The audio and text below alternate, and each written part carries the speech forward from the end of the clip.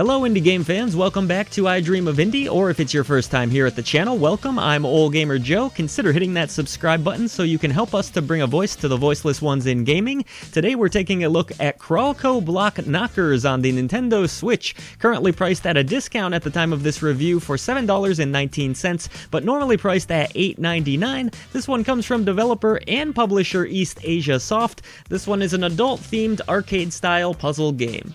When I first took a look at the trailer for Crawlco Block Knockers, I said to myself, here we go again, another waifu uncovered, but instead of a shooting game, it's going to be a puzzle game this time. But to my surprise, Crawlco Block Knockers is actually an okay, dare I say, puzzle game outside of the shtick. Alright, I guess let me be clear before I even get into the actual mechanics of this game. This one is for adults. I think that's pretty obvious, but I will state it anyways. Yes, you can filter out some of the more adult content, but let's be honest here, you don't really want to do that, do you? Or maybe you do. Who am I to judge? I'm not judging. Okay, anyways, Crawlco Block Knockers. Yes, you work for a dinosaur creature of sorts in this game who likes to chomp on a cigar and send you to different warehouses in order to push blocks around. Matching blocks of the same color in succession will reveal more and more of some beautiful ladies, sometimes with their clothes on and sometimes with their clothes off. To be a little more specific there, each world that you explore is broken down into 3 different levels. As you progress further and further, the girls will get more naked and more naked. Isn't that fun?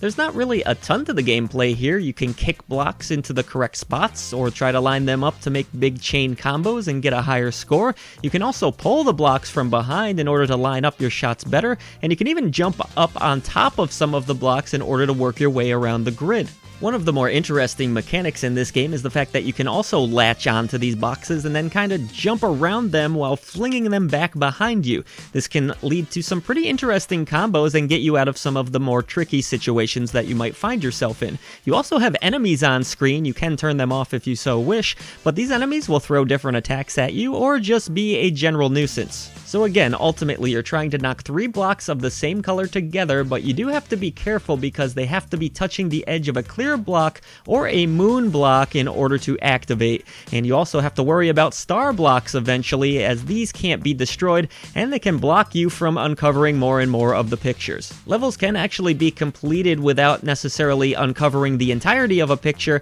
but that's not going to get you the best score, and it's also not going to earn you a star. These stars can then be used to skip over bosses that you'll come across if you so wish, and they're just fun to collect. And speaking of those boss encounters, as ridiculous as they are, I have to admit I had some fun with them. The goal is generally to try and avoid attacks and bash them with different blocks, but you can also try to uncover the background picture while you're doing that. It adds a little bit of an extra challenge and gives you a little bit of replay value and incentive to go back. All in all, if I'm viewing this thing just as a puzzle game from a gameplay standpoint, it is kind of fun, I have to be real with you. Okay, now the part of the review that I was dreading. Let's talk about the graphics. Well, the game is certainly colorful, that's a word for it. You do have some vibrancy to the artwork. Some of the enemy designs aren't half bad. Some of the bosses look kind of neat. Hand-drawn art is decent in this game. It's not going to blow you away. We all know what some of you will be here for anyways, but you will get it, and sometimes it will be a little bit weirder than maybe you're even expecting. But overall, from a visual standpoint, this one's not mind-blowing. It gets the job done. It's a serviceable looking puzzle game that definitely reminded me a little bit of the 16-bit era, you know, without the nudity. The most surprising thing in this game for me, though, was the soundtrack, which I absolutely love. The funky beats and bass and all the rhythm sounds really great in this game. It almost sounds like a sexed up Sonic the Hedgehog title. I know that sounds weird, but that's all I could think of. It really does sound like Sonic the Hedgehog music at times, and it's a great soundtrack. I was totally grooving to the beats. It's nice that you can also go into the options menu and listen to these tracks on their own. I always appreciate that feature, and you can also go through the gallery, I should mention as well, and see some of the images that you've unlocked along the way. But no, anyways, the soundtrack here is quite good. The music definitely steals the show audio-wise here because the sound effects aren't really all that important. They sort of drift off. I didn't really notice a lot of them, but that soundtrack, it does keep you playing.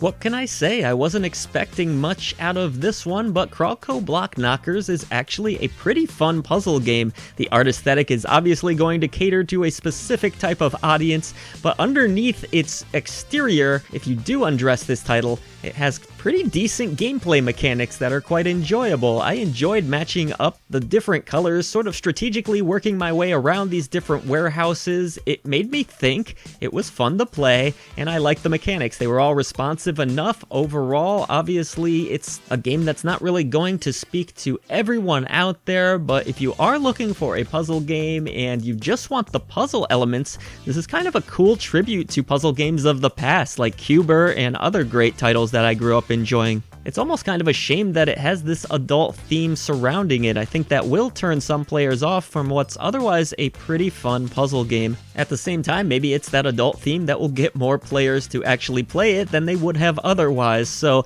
on the whole, I actually kind of recommend this one to puzzle fans, and that's not a statement that I thought I would be making.